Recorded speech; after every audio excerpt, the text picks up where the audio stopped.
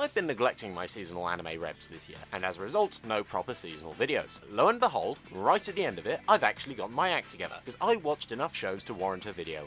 On top of all of this, I even noticed a running theme with a lot of shows this fall. It really sucks ass to be God, doesn't it? But before I explain why I suggested that weirdly specific musing, here's the one that everyone actually watched. Chainsaw Man feels like what Xbox claims Perfect Dark Zero is going to be, since it's what happens when you crank up the production value on literally every aspect of an anime. I mean, the animation and music being beautiful is something that a lot of anime have done, but I struggle to think of ones that have also managed to get 12 cocking EDs. Mind you, this is Studio Mappa, but no strangers to an abundance of EDs in a single core series with their work on Dorohedoro. No, it's their work on Jujutsu Kaisen that really comes to mind when watching this show. Fights, like Jujutsu Kaisen, feel smooth, with the regular animation working surprisingly decently in tandem with the CG, and that's before you add the soundtrack, which Kensuke Ushio killed as usual. Now, I was impressed at first, but I wasn't quite falling in love, at least until the middle. See, there are breaks in the action quite often, which isn't a surprise given that an actual plot has to happen somewhere, but they don't just use these breaks for exposition. They use them for character interaction and development, all the pace that feels natural. The fact that this isn't afraid to be quiet every so often speaks to this. Hell, sometimes even the fights don't go over the top of their scores, but take an almost solemn approach. While I imagine that not everyone has fallen in love with Chainsaw Man, indeed, as I just mentioned, it took me until halfway through to get properly on board, I'm still willing to say that there isn't a single aspect of this show that is done badly. Someone will probably prove me wrong in the comments section, but just allow me this moment, please. My feelings towards JoJo's Part 6 are a lot like my feelings towards the new Hitman games. The release window fuckery means that it's hard to get properly excited for them past the first bit released. But ultimately that's a minor issue, since what is released kicks ass. While I'm not entirely sure why they took the break, it is evidence they shaved off whatever went wrong, since the latter half of Part 6 is some of the best JoJo's out there. The stakes are higher than ever before, and the Isolation Wing arc just confirmed that any character's head could be on the chopping block. Now, some of the CG did clash a little, but not enough to take me out of the scenes. Although I will warn you, their fights never quite get as smooth as some of Part 5's choreography. Indeed, this is the first series I'm going to talk about today that brings up the theme of it sucking ass to be God, but I won't get into how in fear of spoilers. No, I will say that this is the most philosophical I've ever seen a series of JoJo's get. Not so philosophical that it doesn't feature Vincent van Gogh coming back to life with suicide being his superpower, but philosophical enough to really emphasise the feelings of fate that are present with a lot of JoJo's previously. I've got a feeling that in the coming few years, David Productions are either going to take a long break from JoJo's or even just give it to another studio entirely. But, you know, even if they don't animate another part of JoJo's, I'm pretty happy with what they did with it. The thing I was looking forward to the most with To Your Eternity Season 2 was the new OP. They got Hikaru Utada on the last one, so surely this next one is going to bang. And indeed, it does, because it's the same song. But I was a little disappointed since I was on the assumption that Jay-Z was going to be composing this new OP, on account of the fact that Fushi now hosts 99 people, but a fish ain't one. Since the event of Season 1, Fushi has become the central figure in about 30 different religions, and has since come to realise that being God sucks ass, done it. And now that the world Fushi inhabits has invented basic historiography, the eternity part of To Your Eternity feels much more tangible, with sometimes centuries passing in the matter of a few episodes.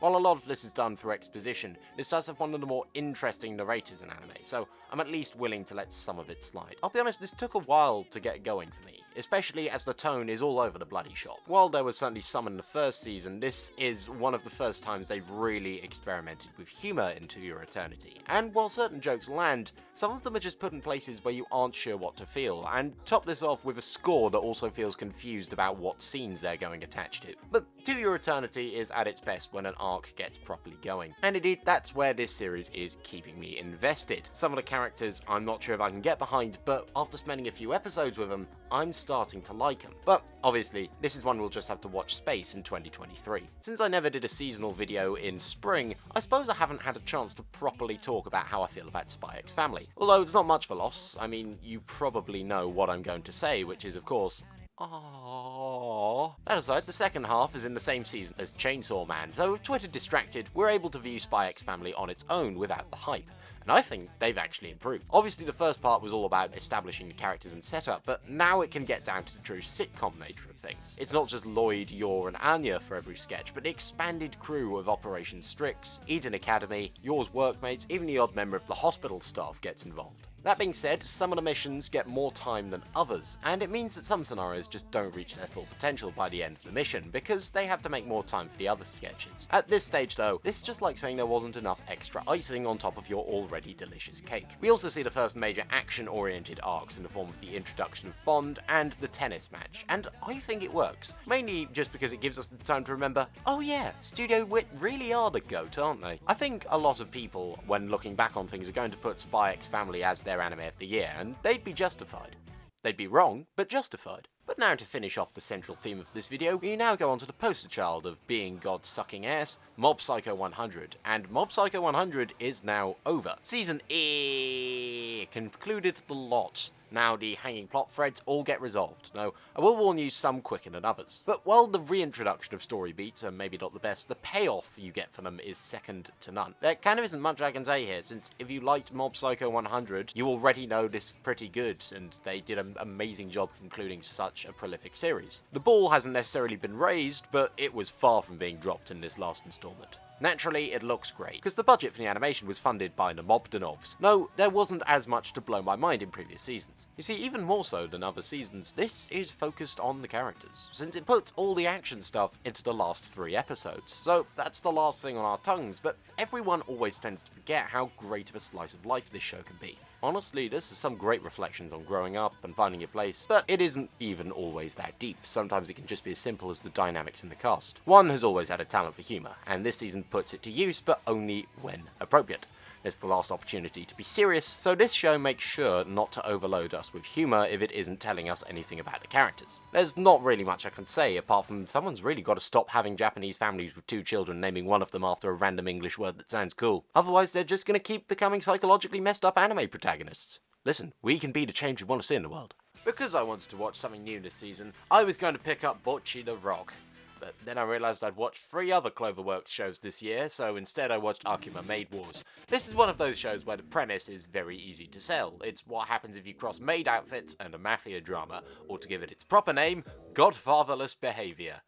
Hey, at least I'm proud of that one. Well, that would be wrong, since instead of the mob, it's the Yakuza, and instead of how TikTok uses maid outfits, it's how Japan uses maid outfits. As this show takes place in 1999 Akihabara. Props to whoever was directing this, since they picked a tone and went for it. Namely, as they seem to have gone on the assumption that this is not a show with maids and Yakuza, this is a Yakuza drama with maids. It's not afraid to go whole hog, which is funny, because they are pig-themed idols, and the amount of violence in this show is appreciated. No, what isn't appreciated are the cold opens. Often, some of the things that happen in an episode can be quite unexpected, and the element of surprise is great for a comedy such as this one. But giving away a random moment in the first 10 seconds will do naught but make things predictable. The protagonist, Nagomi, also needs some work, since they can be a good example of a normal person in a crazy world, when we can actually see them. A lot of the time is taken away from Nagomi and onto Ranko in the first few episodes, and as a result it feels like Ranko goes through more of an arc. That isn't to say that Nagomi doesn't get their own development, which is showcased later on for a really good finale, but